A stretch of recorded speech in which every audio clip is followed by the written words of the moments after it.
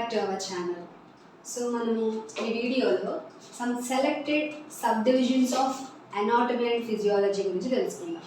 So already previous వీడియోస్లో మీరు మన ఛానల్లోకి వెళ్ళి చూడొచ్చు what is anatomy and what is physiology అన్నది ఎక్స్ప్లెయిన్ చేయడం జరిగింది.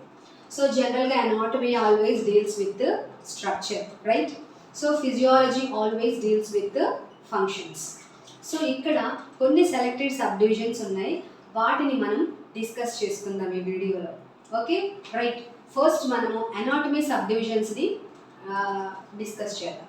సో అనాటమీ సబ్ డివిజన్స్లో ఫస్ట్ వచ్చేసి surface anatomy. So surface anatomy అంటే ఏంటంటే study of the markings of the surface of the body అంటారు. Study of the markings of the surface of the body అంటే it is nothing but a morphology. So morphology అంటే జనరల్గా మనందరికీ తెలుసు ఒక size shape ఉంటుంది. సో తెలుగులో చెప్పాలంటే ఒక స్వరూపం అని ఒక రూపం అని అలా అంటారు. సో దాని గురించి చదివేదాన్ని సర్ఫేస్ అనాటమీ అని అంటారు. ఓకే, సెకండ్ వచ్చేసి gross or macroscopic anatomy. So ఇది మ్యాక్రోస్కోపిక్ అన్న వర్డ్ ఎందుకు యూజ్ చేశారు నేను చెప్తాను. So gross and macroscopic anatomy అంటే ఏంటంటే ఇది study of the structures of the body but without using microscope.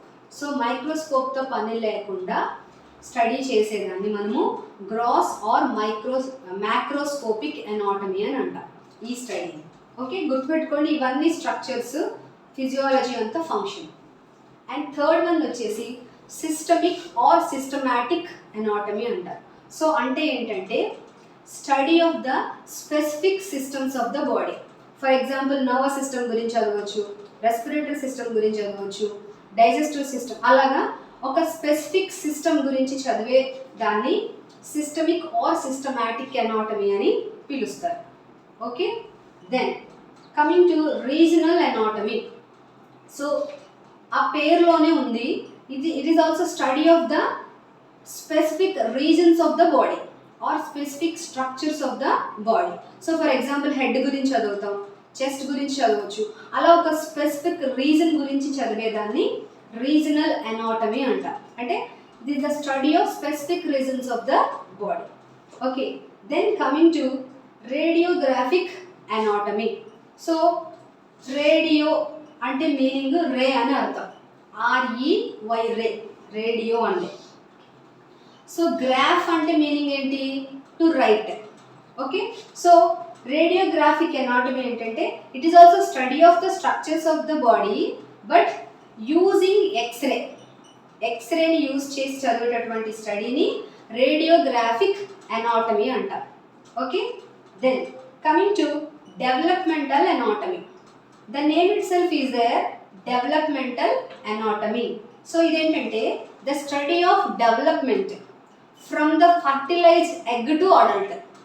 Okay, so తల్లి కడుపులో పిండంగా ఉన్న దగ్గర నుంచి అడల్ట్ స్టేజ్ వరకు, అంటే ఎక్కడి వరకు అయితే పెరుగుతారో ఆ ఏజ్ వరకు చదివేటటువంటి స్టడీని మనం డెవలప్మెంటల్ అనాటమీ అంటాం, ఆ చదివే స్ట్రక్చర్ని. Okay, so from the fertilised egg to adult ఆ స్టడీని మనం డెవలప్మెంటల్ అనాటమీ అని పిలుస్తాం. ఓకే, సో ఇందులో ఓన్లీ స్ట్రక్చర్ మాత్రమే చదువుతారు. Okay, coming to embryology. Okay, so anyway embryon అంటే ఎంబ్రియో, ఓకే, ఆలజీ అంటే స్టడీ ఆఫ్ అంటాం కదా, లోగోస్ అంటే స్టడీ ఆఫ్ అని. సో అలాగే ఇది కూడా the study of development from the fertilised egg to 8th week in utero. So పెండంగా తల్లి కడుపులో ఉన్న దగ్గర నుంచి గర్భాశయంలో 8 వారాల వరకు ఉండే ఆ స్ట్రక్చర్ని చదువుతారు కదా, సో దాన్ని ఎంబ్రియాలజీ అని అంటారు. Okay, then coming to histology. So హిస్టాలజీకి వచ్చేసరికి హిస్టియో అంటే మీనింగ్ ఏంటంటే టిష్యూ అని అర్థం. సో ఇది the study of microscopic study అని కూడా అనొచ్చు, ఎందుకంటే హిస్టాలజీ టిష్యూస్ గురించి చదవాలంటే కంపల్సరీగా మైక్రోస్కోప్లో చూడాలి, రైట్? కాబట్టి హిస్టాలజీ అంటే ఏంటంటే microscopic study of the tissues. So microscope ద్వారా టిష్యూస్ స్ట్రక్చర్ గురించి చదవడం, దాన్ని మనం హిస్టాలజీ అని అంటాం, right? Then coming to cytology. So cyto అంటే మీకు తెలుసు కదా, మెడికల్ స్టూడెంట్స్కి అర్థమవుతుంది. సైటో అంటే సెల్ అని అర్థం అనమాట, సెల్. సో ఇది కూడా అంతే, ఇక్కడ కెమికల్ స్టడీ ఉంటుంది, అలాగే మైక్రోస్కోపిక్ స్టడీ ఉంటుంది. So chemical and microscopic study of the structure of the cell. Okay, so ఆ స్టడీని సైటాలజీ అని అంటాం. Okay, then finally pathological anatomy.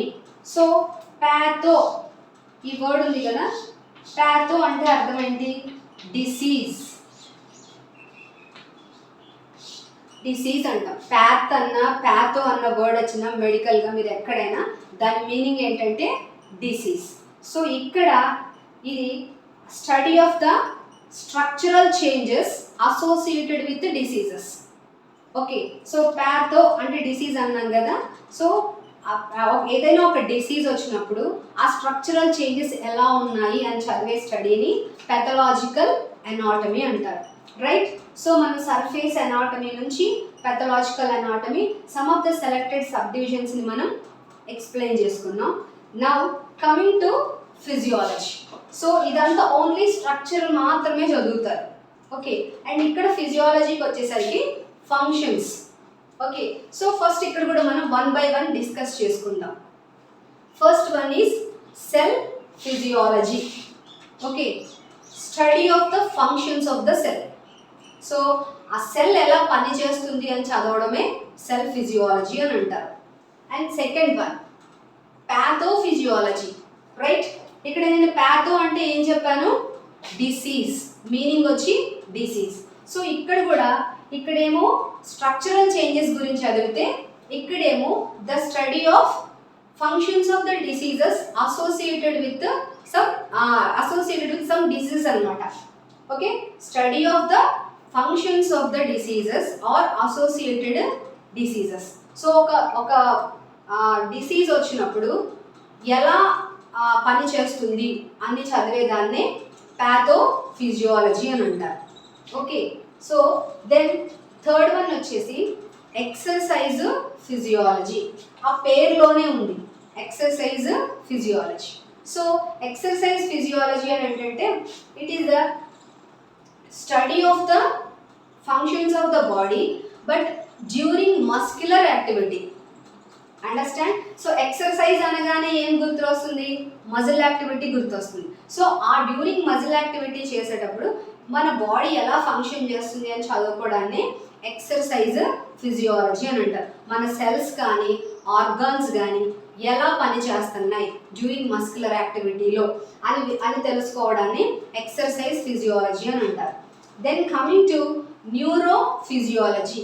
So neuro అంటే మీనింగ్ ఏంటి? నర్వ్ అని అర్థం.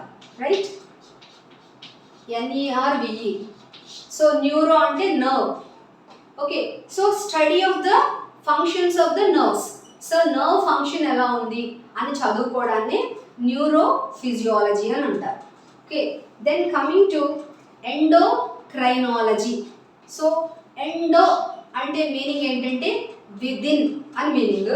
సో క్రిన్ అని మీనింగ్ ఏంటంటే టు సెక్రీట్. సో ఇప్పటికే మీకు అర్థమైపో ఉండాలి. Endocrinology, it is the study of the hormones. Yes, so endocrine, crine అంటే టు సెక్రీట్ అన్నాను కదా, హార్మోన్సే కదా సెక్రీట్ చేసేది. And so that endocrinology means study of the hormones. Okay, and coming to cardiovascular physiology.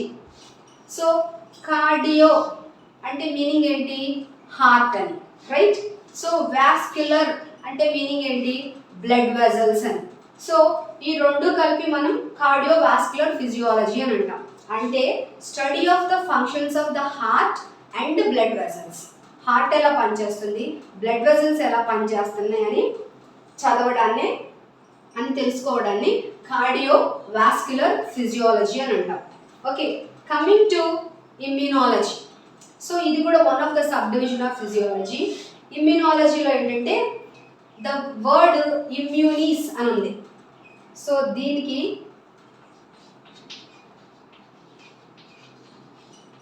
ఇమ్యూనిస్, ఈ ఇమ్యూనిస్ అన్న వర్డ్కి అర్థం ఏంటంటే ఫ్రీ.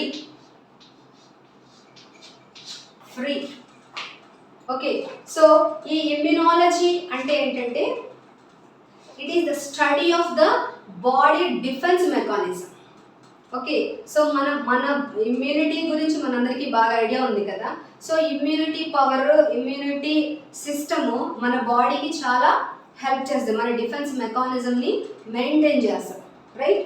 సో కాబట్టి ఇది study of the body defence mechanism called as immunology. Okay, so మన ఇమ్యూన్ సిస్టమ్ ఎలా function చేస్తుందని తెలుసుకోవడం. అండ్ నెక్స్ట్ రెస్పిరేటరీ ఫిజియాలజీ, ఆ పేరులోనే ఉంది కదా రెస్పిరేటరీ. సో రెస్పిరో అంటే మీనింగ్ ఏంటంటే టు బ్రీత్. రెస్పిరో అంటే మీనింగ్ ఏంటి? To breathe. So respiratory physiology ఏంటంటే it is the study of the functions of the air passage and lungs. So మన ఎయిర్ ఎలా వెళ్తుంది, లంగ్స్ ఎలా పనిచేస్తున్నాయి, వాటి గురించి తెలుసుకోవడాన్ని రెస్పిరేటరీ ఫిజియాలజీ అని అంటాం. Okay, and finally renal physiology. Okay, so renal ఫిజియాలజీలో రీనేస్ అంటే మీనింగ్ ఏంటంటే కిడ్నీస్ అని అర్థం. రీనేస్ అంటే మీనింగ్ కిడ్నీస్. సో ఈ పాటికి మీకు అర్థమైపోయి ఉంటుంది.